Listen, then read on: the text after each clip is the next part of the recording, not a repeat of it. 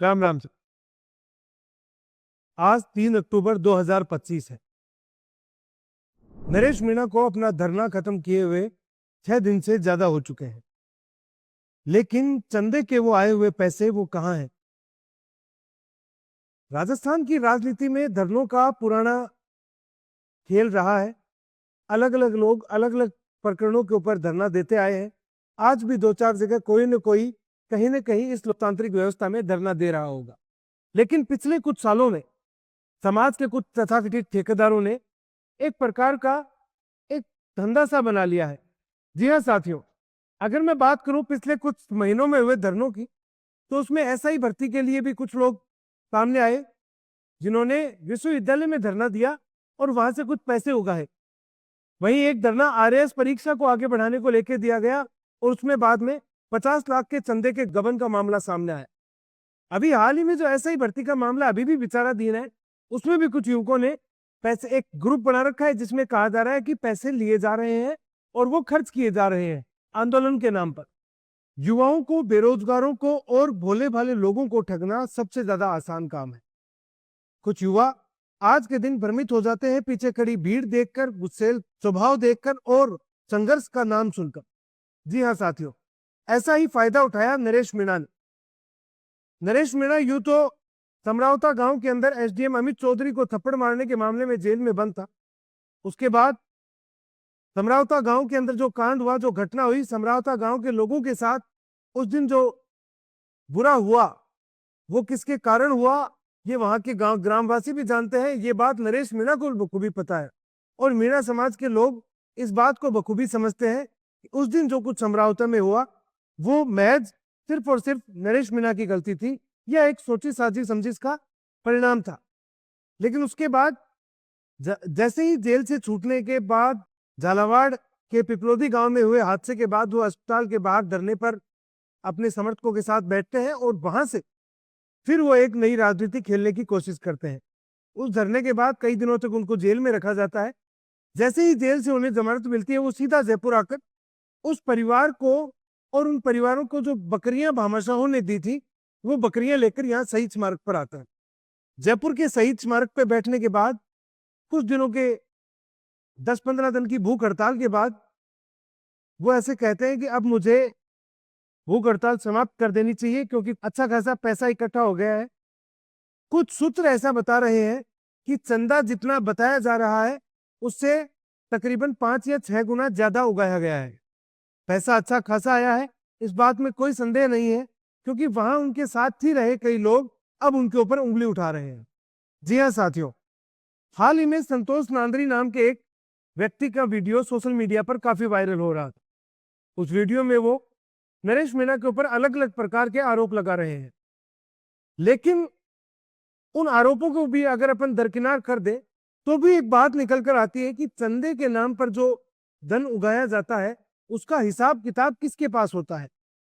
क्योंकि राजस्थान समृद्ध प्रदेश है, यहाँ कोई भी व्यक्ति अगर किसी की मदद करने के लिए एक आह्वान करता है, आवाज उठाता है, तो उसकी मदद के लिए हजारों हाथ, लाखों हाथ उठ जाते हैं। झालावाड़ के हादसे के बाद भी ऐसा ही वहां कुछ हुआ। शहीद स्मारक पर नरेश मीणा ने बैठकर कहा कि इन परिवारों की मदद करनी चाहिए और लोगों ने अच्छा खासा चंदा और दान दिया।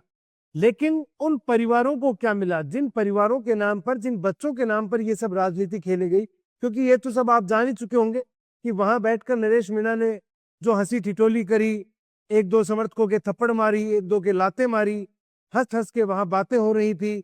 उन छोटे बच्चों की जो फोटो वहां रख रखी थी, उनके ऊपर, उनके सामने जूते लेकर जाया जा रहा था। उन दिवंगत आत्माओं के ऊपर, उनके नाम के ऊपर राजनीति हो रही थी और ये लोग वहां बैठकर अट्टहास कर रहे थे। इन लोगों ने अच्छा खासा पैसा इकट्ठा किया और उसके बाद ये कहा कि अभी समय नहीं है और समय जब होगा तब हम जाकर 5-6 दिन बाद में झालावाड़ में पैसे बांट देंगे। लेकिन वो पैसे अभी तक बांटे नहीं गए हैं।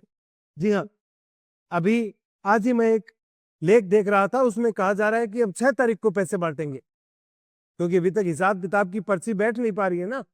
इस प्रकार के आयोजनों में, इस प्रकार का ये जो राजनीतिक जो स्टंट करे जाते हैं, लोगों को बरगलाया जाता है, बुलाया जाता है, वहां से ये जो चंदे की राजनीति शुरू होती है, इससे आने वाले समय में समाज के ऊपर कितना गहरा और बुरा प्रभाव पड़ता है। ये लोग जो शुरुआत राजनीति की पहली सीढ़ी अभी उन्होंने चढ़ी नहीं है, विधायक अभी नहीं बने हैं, उससे पहले ही अगर दान के नाम पर आया हुआ रुपया भी अगर उसका गबन होने लग जाएगा, तो आने वाले समय में समाज का क्या भला होगा, क्या जनता की क्या सेवा होगी। साथियों, साथ ही में नरेश मीणा आजकल डोंगरी बांध को लेकर आंदोलन पर है। वो बांध जो ईआरसीपी की वो मांग जो राजस्थान के पूर्वी राजस्थान के इन लोगों की थी कि किसी भी प्रकार से यहाँ बांध बने और पानी को रोका जाए, पानी को चैनलाइज करके अलग अलग क्षेत्रों में पहुंचाया जाए जहां पानी की कमी है, क्योंकि इधर खेती सबसे बड़ा व्यवसाय है और इसके साथ ही इंडस्ट्रियलाइजेशन के लिए भी जो औद्योगिकरण के लिए जो पानी चाहिए उसकी भी आपूर्ति की जा सके और क्षेत्र का विकास हो सके। और जैसे ही इन्हें पता चलता है कि वहां कुछ लोग नाराज हैं, क्योंकि कोई भी व्यक्ति जब अपनी जमीन छोड़ता है तो उसका नाराज होना स्वाभाविक है। सरकार उनके लिए उचित मुआवजा देती है, सब कुछ करती है, इसके बावजूद भी कोई भी व्यक्ति अपनी जमीन नहीं छोड़ना चाहता, क्योंकि उसे लगता है कि अब दूसरी जगह वो पराया होगा, लेकिन वो हमेशा के लिए हो जाएगा। लेकिन साथियों, अगर हम लार्जर एस्पेक्ट में सोचते हैं तो साफ पता लगता है कि ये चीजें बड़े भले के लिए की जाती है कि एक ज्यादा बड़े वर्ग को अगर फायदा मिल रहा हो तो एक छोटे वर्ग की कुछ बातों को दरकिनार किया जा सकता है। और इसके अंदर एक ही बात है कि हम अपनी जमीन नहीं छोड़ना चाहते। इसके अंदर भी शायद चंदा उगाने की बातें चल रही है। वहां के वो जो छंतर गांव है उन लोगों से अभी चंदा उगाई शुरू हो चुकी है, ऐसा वहां के कुछ लोग कुछ साथी बता रहे हैं कि वहां गांव गांव में अब कह रहे हैं कि आंदोलन करना पड़ेगा, कोर्ट भी जाना पड़ सकता है, या यूं कहें कई दिनों तक वहां धरने पर बैठना पड़ेगा, तो उसके लिए पैसे लगेंगे। घर घर से उन भोले भालों किसानों से चंदे के नाम पर उगाई शुरू हो चुकी है। साथियों, अगर आपने नरेश मीणा का एक बयान सुना हो जिसमें वो धरना स्थल पर बैठकर राजस्थान सरकार में मंत्री किरोड़ीलाल मीणा को अपशब्द बोल रहे हैं। किरोड़ीलाल मीणा वो अपशब्द शायद सहन भी कर दें, उन्हें राजनीति में काफी बरस हो चुके हैं। इस प्रकार की शब्दावली उनके खिलाफ पहले भी कई लोगों ने काम में ली होगी, लेकिन नरेश मीणा का गोलमा देवी के ऊपर बांझपन का वो आरोप लगाया जाने, ये कहना कि शेरनी अब बूढ़ी हो चुकी है, शेरनी बच्चे नहीं दे रही है, इस प्रकार की बातें, घृणित मानसिकता की वो सोच, इन सब को देखकर क्या साफ ये प्रतीत नहीं होता कि मीणा समाज के युवाओं को, गुर्जर समाज के युवाओं को, या अन्य जो युवा नरेश मीणा के पीछे घूम रहे हैं, उन्हें इस चीज का संज्ञान लेना चाहिए कि जो व्यक्ति 20 साल से राजनीति की सीढ़ियां या ककहरा सीख रहा है, वो बिल्कुल भी तमीज, तहजीब, या यूं कहें एक प्रकार का जो आदमी का, इंसान का जो वातावरण होता है, इंसान का जो आचरण होता है, वो सीख नहीं पा रहा है। क्या उसके पीछे खड़ा होना समझदारी है? साथियों, नरेश मीणा जैसे व्यक्ति समाज के अंदर एक प्रकार की वैमनस्यता फैलाने का काम करते हैं। जी हाँ, नरेश मीणा कब हरीश मीणा और किरोड़ीलाल मीणा को गाली देते देते गोलमा देवी को गाली दे गए। क्या नरेश मीणा अपने बच्चों से, अपने घर पे, अपने परिवारजनों से बात कर पाते होंगे? किस प्रकार का वक्तव्य उन्होंने मीणा समाज के इतने बड़े नेता के ऊपर दिया। जी हाँ, दूसरे समाजों के लिए वो जो कुछ कहते हैं वो बात अलग है। आप अपने ही लोगों के खिलाफ, अपने ही, जिस व्यक्ति ने तुम्हें राजनीतिक मंच दिया, जिस व्यक्ति ने तुम्हें राजनीति में आगे बढ़ना सिखाया, उसी व्यक्ति के खिलाफ इस प्रकार की शब्दावली। नरेश मीणा के ऊपर काफी आरोप लगाए हैं संतोष नांदरी ने। वो कहते हैं कि नरेश मीणा बॉम्बे के अंदर कपड़ा चोरी करते हुए भी पकड़े गए। वो कहते हैं कि नरेश मीणा ने उनसे छात्र संघ चुनाव के दौरान भी पैसे लिए थे। इन बातों में, इन आरोपों में कितना दम है वो तो नरेश मीणा खुद ही बता पाएंगे, लेकिन एक बात अब तक पक्की साफ है, जो मैं स्वयं कह सकता हूं, वो ये है कि झालावाड़ के जो पीड़ितों के नाम पर अभी यहाँ चंदा उगाया गया था, वो चंदा उन पीड़ितों तक नहीं पहुंचा।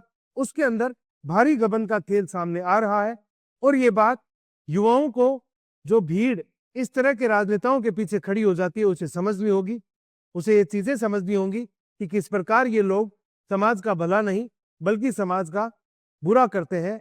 ये आगे नहीं बढ़ाते, ये उसे पीछे लेकर जाते हैं, पीछे धकेलते हैं। साथियों, आप सभी को कुछ बातें मेरी बुरी भी लग रही होंगी, कुछ लोगों को लग रहा होगा कि ऐसे कैसे हमारे युवा संघर्षशील, तो ऐसे युवा संघर्षशील युवाओं से आपको सवाल करने चाहिए कि क्यों समाज के लोगों को, क्यों बड़े बुजुर्गों को गाली दी जाती है, क्यों अपने ही साथियों के ऊपर लात घूंसे बरसाए जाते हैं, क्यों इस प्रकार के आंदोलन करते समय जो चंदा उगाया जाता है उसका गबन किया जाता है, क्यों इस प्रकार के काम होते हैं। क्या ये हिंदू धर्म को, आदिवासी समाज को, आदिवासी को, इन लोगों को जोड़ने का काम है या उन्हें तोड़ने का या बिखराव का काम है? फैसला आप सभी का है, आप सभी के सामने है, फैसला आपको करना है। साथियों, अगला वीडियो देखेंगे हम कि क्या नरेश मीणा ये पैसे उन पीड़ितों को पहुंचा पाते हैं, क्या जिन बच्चों के नाम पर वो चंदा उगाया गया, क्या उनके माता पिता की जिंदगी के अंदर ये कोई सुधार लेकर आते हैं। और इसका जवाब हमें अब 6 तारीख के बाद मिल पाएगा। तब तक के लिए आप सभी अपने सुझाव, आपकी आलोचनाएं, वो सब, उन सभी का मैं स्वागत करता हूं। आप जो कुछ भी कहना चाहें कमेंट बॉक्स में हमें कह सकते हैं। तब तक के लिए नमस्कार।